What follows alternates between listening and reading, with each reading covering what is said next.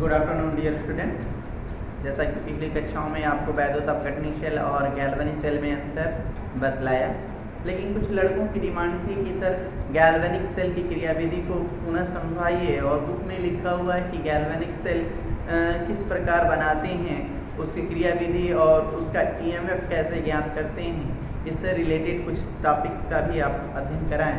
तो उसके लिए हम फिर से वीडियो बनाएं और उसको फिर से ध्यान से सुनिएगा और समझिएगा कि जो भी हम आपको गैल्वेनिक सेल या वोल्टीय सेल बना रहे हैं उसमें जो लवण सेतु है उसका भी क्या कार्य पद्धति क्या है, वे परीक्षा के पॉइंट ऑफ व्यू से बहुत इंपॉर्टेंट है। ये पिछली वीडियो में हमने नहीं बतलाया था बहुत ज़्यादा डिटेल, आज हम उसको पूरा डिटेल भी बतला देंगे और साथ ही साथ आपके परीक्षा के पॉइंट ऑफ व्यू से बहुत इंपॉर्टेंट हो जाएगा। ध्यान से सुनिए, हम आपको बात कर रहे हैं एक वोल्टीय सेल का निर्माण, एक वोल्टीय सेल का निर्माण। एक वोल्टीय सेल का निर्माण कैसे होता है?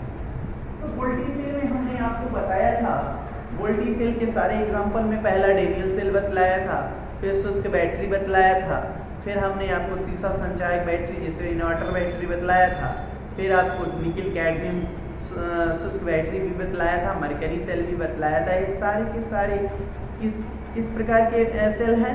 तो आपने बतलाया होगा सारे के सारे सर ये वोल्टी सेल या गैल्वेनिक सेल हैं। तो वोल्टी सेल में हम कोई एक एग्जांपल ले लें, तो क्यों ना हम जो पढ़े हैं उसी को फिर से रिवाइज कर लें। तो हमें डेनियल सेल लेते हैं।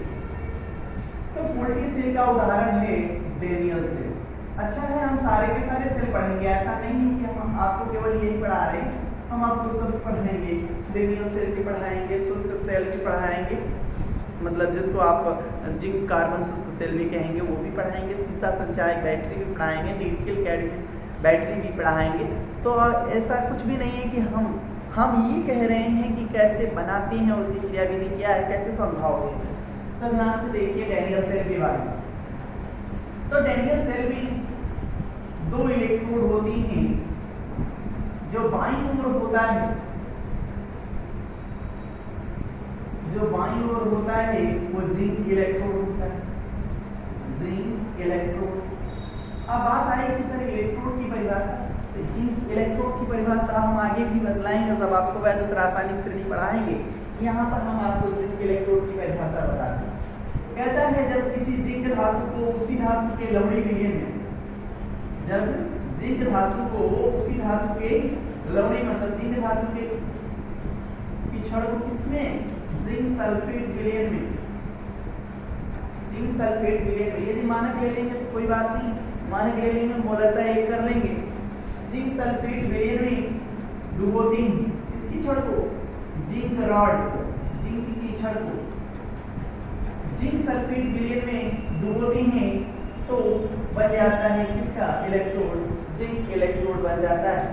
जैसे ही हम जिंक धातु की छड़ को जिंक सल्फेट विलयन में डुबोती हैं, इस धातु की छड़ के ऊपर कुछ आवेश आते हैं। अब वही आवेश के कारण इसमें विभवांतर उत्पन्न हो जाता है। वही विभवांतर क्या कहलाता है, जिंक इलेक्ट्रोड विभव कहलाता है। तो जैसे ही हमने जिंक धातु की छड़ को जिंक सल्फेट विलयन में डुबोया तो धातु की छड़ के ऊपर ऋण आवेश आ गया। कौन सा आवेश आ गया, ऋण आ गया। विलयन में कैसा आवेश हो गया, धन हो गया। एक दूसरे के विपरीत हो गए कि नहीं आवेश, एक दूसरे के विपरीत आवेश हो जाने के कारण इसमें एक विभवांतर उत्पन्न हो गया होगा। इस विभवांतर को ही जिंक इलेक्ट्रोड विभव कहा जाता है। ये हम आपको और आगे बताएंगे। यहाँ पर ध्यान से देखते रहेंगे। फिर कहता है सर दूसरा, जो ये तो हमने किधर लिया, बाईं ओर। अब दाईं ओर की बात आती है।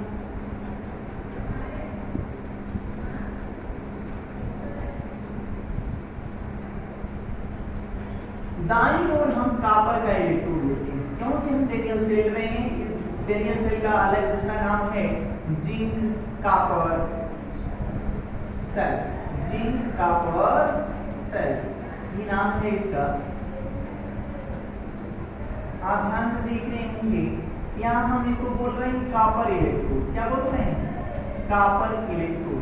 तो कॉपर इलेक्ट्रोड कैसे बोलेंगे, कहते हैं कि जब किसी धातु की छड़ को, सपोज दैट ये क्या है, कॉपर रॉड है, कॉपर धातु की छड़ को हम कॉपर सल्फेट विलयन में डुबो दें, इसमें मैग्नेटोफेट के रूप में हमने किसका विलयन लिया है, कॉपर सल्फेट का विलयन लिया है, CuSO4 सॉल्यूशन लिया है। जैसे ही हमने इसमें कॉपर सल्फेट यदि मानक लिया है तो 25 डिग्री सेंटीग्रेड पर आप 1 एम मोलरता वाला, मतलब जिसकी मोलरता 1 है, वैसा कॉपर सल्फेट का विलयन ले लेंगे। जैसे ही लेंगे, जैसे ही इसको डिबोएंगे तो विलयन के सापेक्ष कॉपर धातु की जो छड़ है वो धनावेशित हो जाती है। हमने पोलैरिटी की बात किया, पोलरता की बात कही होगी पिछली कक्षा में, तो पिछली कक्षा में आपको पोलरता बताया, तो पोलरता कहाँ से आया, देख रहे हैं यहीं से आया है।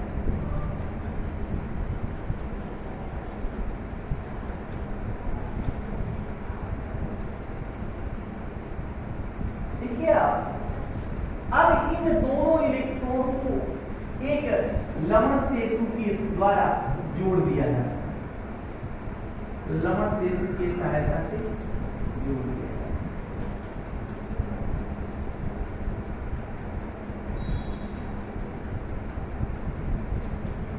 इस लवण सेतु में एक विलयन भरा रहता है।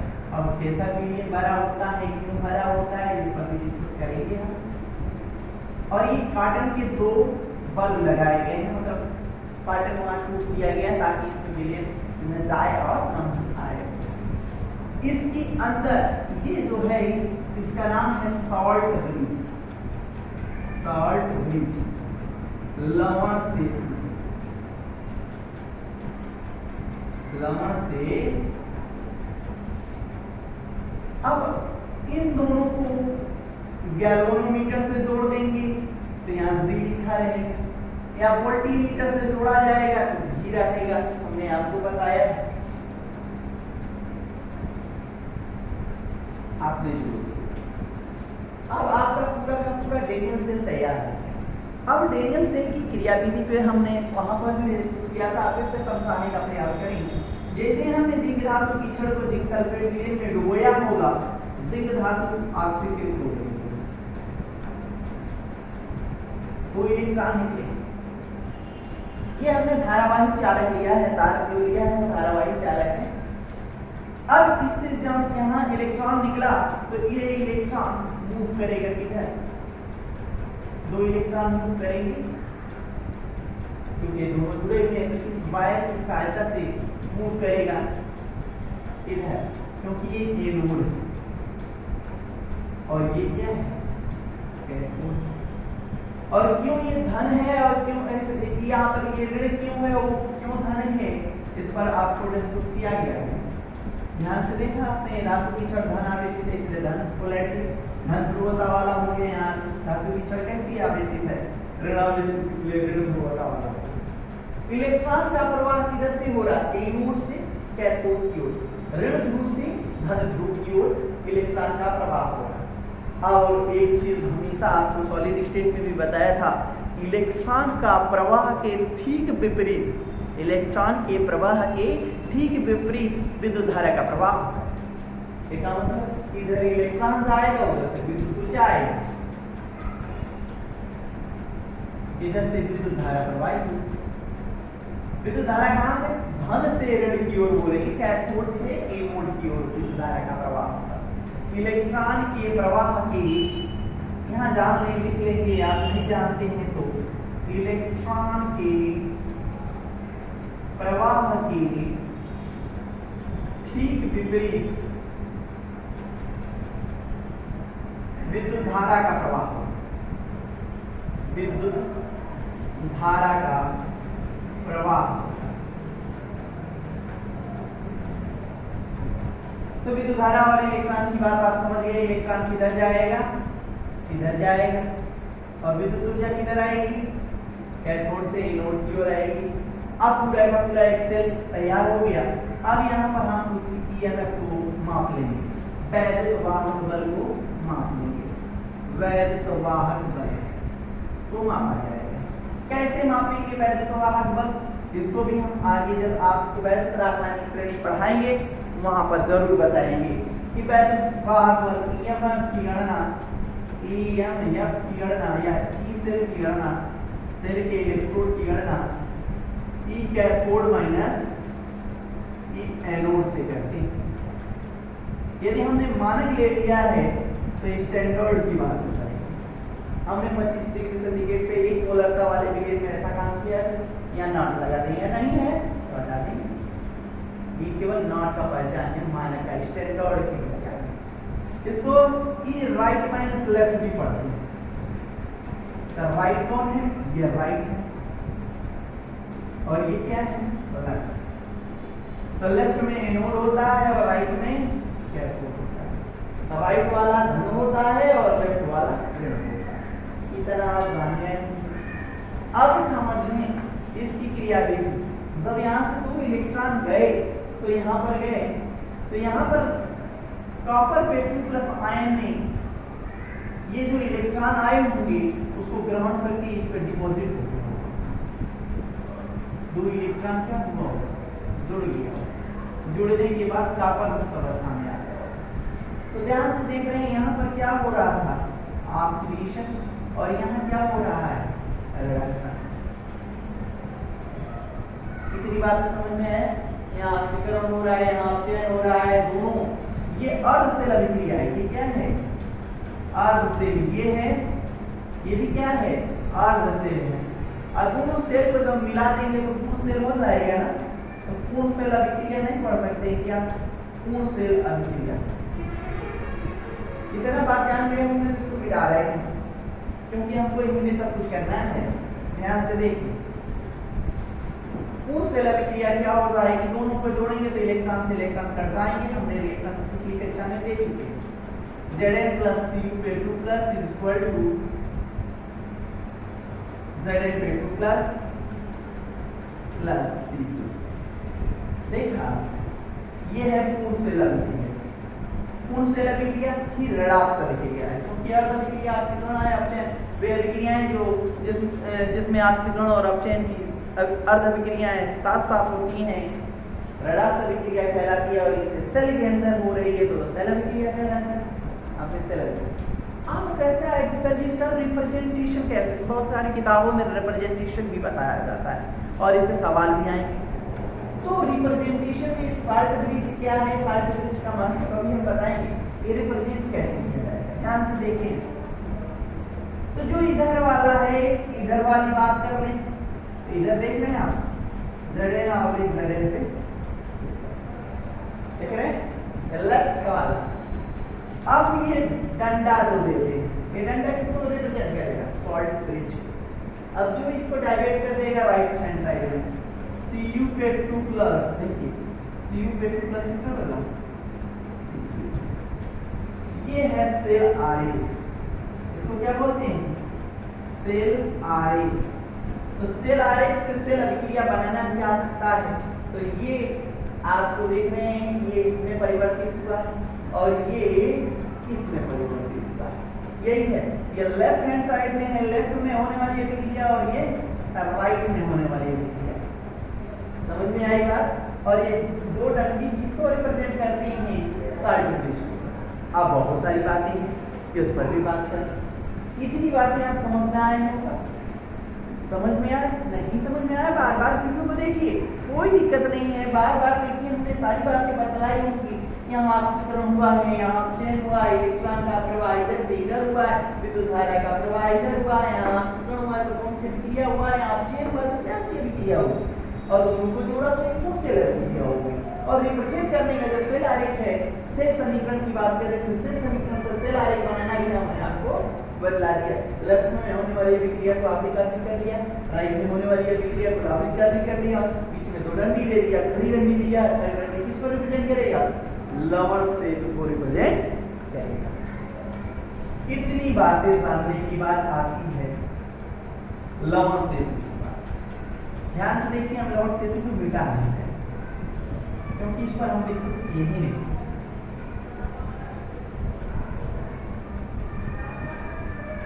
डेनियल सेल का निर्माण हो गया। यदि आपसे लिखने के लिए भी आएगा तो लिख पाएंगे।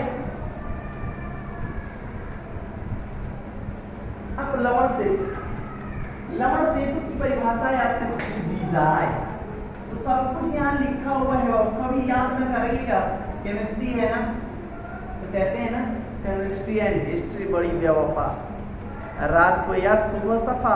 कंडीशन में यदि रटेंगे तो ना समझ पाएंगे, गारंटी के साथ कहता हूँ। रटिएगा नहीं, समझने का प्रयास करिए। एक बार नहीं समझ में आएगा दोबारा देखिए, दोबारा नहीं आता तिबारा देखिए, वीडियो को बार बार देखिए ताकि आपको समझ में आए। यदि ना तब भी समझ में आता है तो ज़रूर डिस्कस करें अपने सर से, मतलब मुझसे करना है मुझसे करें, चाहे किसी और से भी, उस आपके बड़े भाई बंधु होंगे उनसे भी आप डिस्कस कर सकते हैं, उन्होंने भी पढ़ा होगा, आपको बताने का प्रयास करेंगे। लवण सेतु क्या है, सॉल्ट ब्रिज क्या है, सॉल्ट ब्रिज। तो एक यू आकार की नली होती है, देखते हैं आप परिभाषा, यू आकार की नली होती है जिसका काम क्या है, दो वैद्युत अपघट्य के विलयन को परस्पर जोड़ना, दो वैद्युत अपघट्य के विलयन को जोड़ना, अर्थात कहने का मतलब दो इलेक्ट्रोड को परस्पर जोड़ने का काम करते हैं। तो जोड़ रही है, इसमें ये कार्टन के बल्ब लगे हुए हैं, इसका मतलब इसके अंदर कुछ भरा होता है, इसके किसी न किसी का काम करता है। तो इसके अंदर क्या भरा होता है, जो यू आकार की नली होती है, इस यू आकार की नली में उदासीन वैद्युत अपघट्य का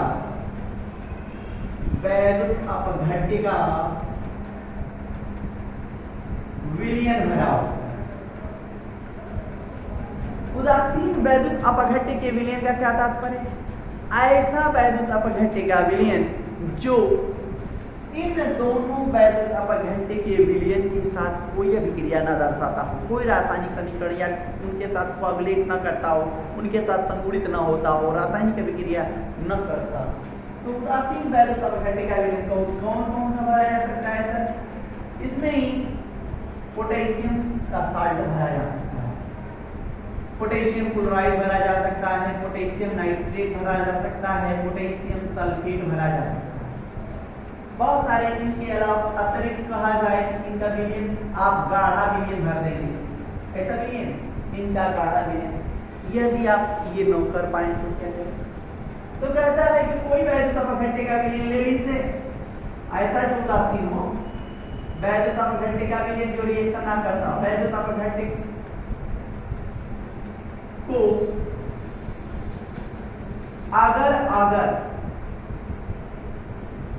अगर एक फंजाई होता है, अगर या जिलेटिन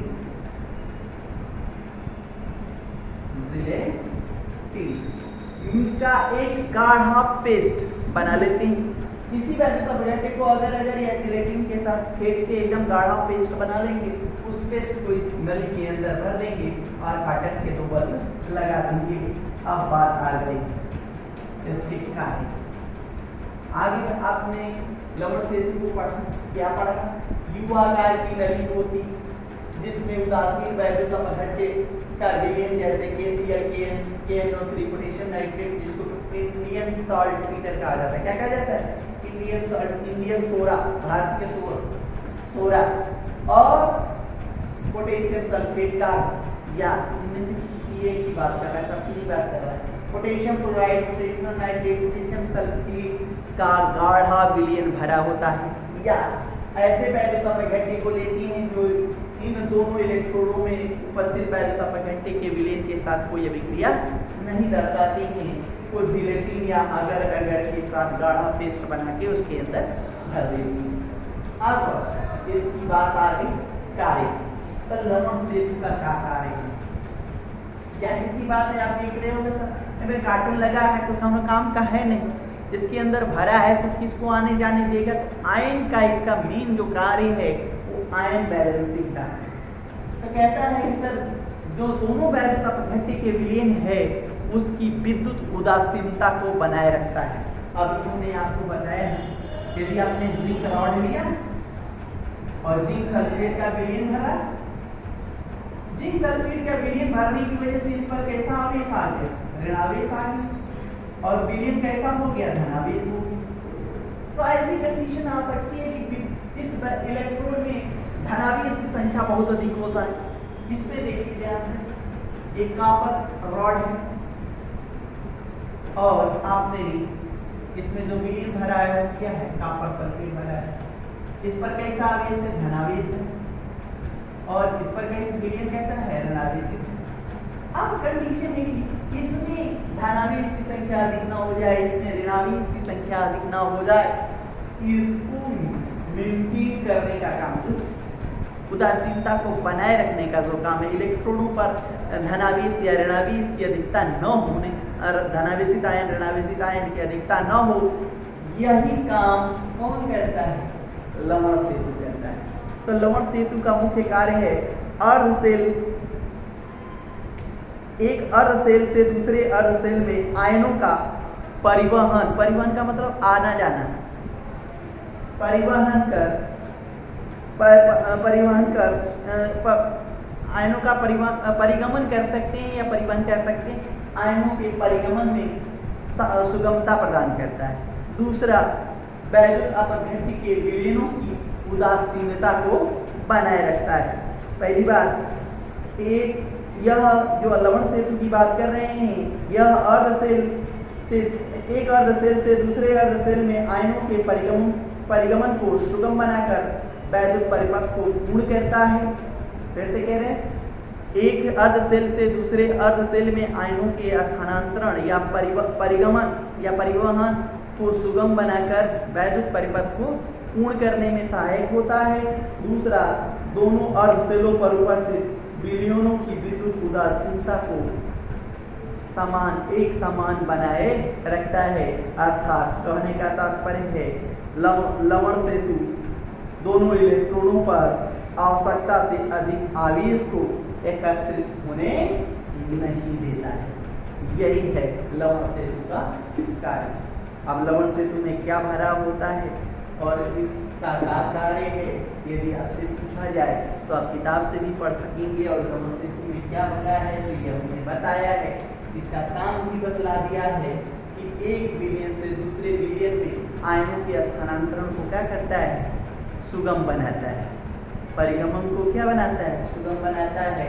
वैद्युत अपघट्य के विलयन की उदासीनता को अक्षुण्ण बनाए रखता है, मतलब समान, एक समान बनाएगा, इसमें अधिक हो नहीं इसमें अधिक हो, ये दोनों वैद्युत अपघट्य के जो विलयन है वो उदासीन बने रहें। सपोज दैट इसमें धनावेशित अधिक हो गया तो लवण सेतु अपने का ऋणावेशित देके वैद्युत अपघट्य का विलयन को क्या कर देगा, उदासीन कर देगा। यहाँ पर यदि आप विलयन में ऋणावेश मौजूद ज्यादा हो गया तो अपना धनावेश देके वैद्युत अपघट्य के विलयन को क्या कर देगा, उदासीन कर देगा। ये है आपका लवण सेतु और उसके कार्य भी हो गए। अब इस चैप्टर की बात आई तो एक सेल हमने आपको बताया, कौन सा, तो कहते हैं बहुत लोग सर कि आप युवाकार की नली ही जरूरी है क्या। तो देखिए कुछ किताबों में या आप जान लें कि यदि आपको एक कोरस नली ले ली जाए, कोरस नली का मतलब क्या है, और इसमें हमने जिंक इलेक्ट्रोड डाल दिया और इसमें हमने कॉपर का इलेक्ट्रोड डाल दिया,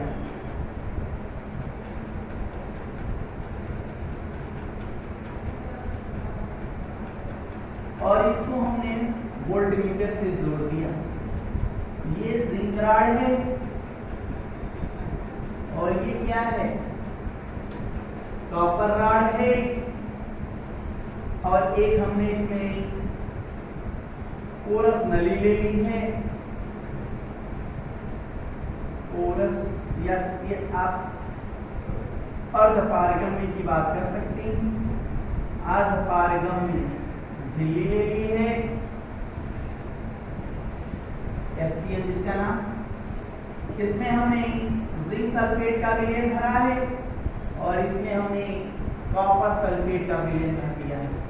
अब आपसे पूछ दिया जाए कि किस प्रकार का सेल है, तो भी आपका आंसर क्या है, देख रहे हैं दोनों वैद्युत अपघट्य के विलयन अलग अलग है कि नहीं है। इस नली के इस झिल्ली द्वारा अलग अलग हो गए, इधर जिंक सल्फेट का विलयन है, इधर कॉपर सल्फेट का विलयन है। अर्थात यहाँ पर ऑक्सीकरण होगा, यहाँ पर चयन होगा, जो हमने पुराना सेल पढ़ाया वही सेल होगा, नाम होगा डेनियल सेल।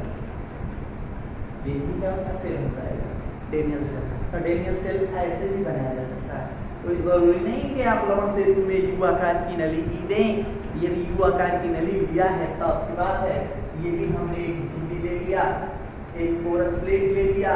तो पोरस प्लेट मतलब छिद्रित प्लेट होता है, हमने ले लिया जो केवल आयनों को केवल आने जाने देगा, विलायक पदार्थ को आने जाने नहीं देगा। तो वह प्लेट लगा दिया और हमने दोनों तरफ हाइड्रोजन का ले लिया और उसमें हमने इलेक्ट्रोड डाल दिए और उसको हमने वोल्टमीटर या गैल्वेनोमीटर से जोड़ दिया, तो भी क्या हो जाएगा, एक वोल्टी सेल का निर्माण हो जाएगा। हम नाउ नेक्स्ट डे इस पर और आगे डिस्कस करेंगे और इसमें हम आपको शुष्क सेल और उसकी क्रियाविधि की बात करेंगे। शुष्क सेल कैसे होते हैं, मतलब एक लिपो बैटरी लेंगे और उसके सारे के सारे कलपुर्जे दिखाएंगे और शायद हम आपको समझाने में सफल होंगे। ठीक है, आज के लिए इतना ही, कल फिर मिलेंगे। Thank you.